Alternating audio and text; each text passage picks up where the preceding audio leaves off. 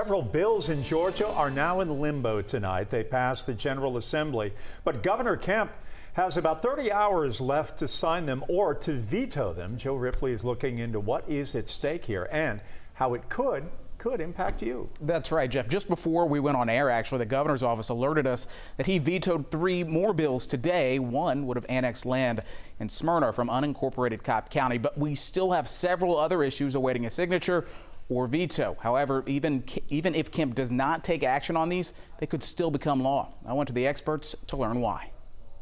According to Georgia law, the governor has up to 40 days after the legislative session ends to sign or veto bills the General Assembly passed, or he can do nothing. That's an action that you very rarely see in Georgia. Former gubernatorial aide Brian Robinson knows the process well. In an election year, particularly, if there's something where you don't necessarily want to override the legislature, or you may see some merit in it, but just don't want to have to talk about it in the campaign, letting it go into effect without your signature is a way of distancing yourself from it. The governor's office says there are fewer than 20 bills awaiting action, and some are written in a way that they don't need a governor's signature to pass once the deadline passes.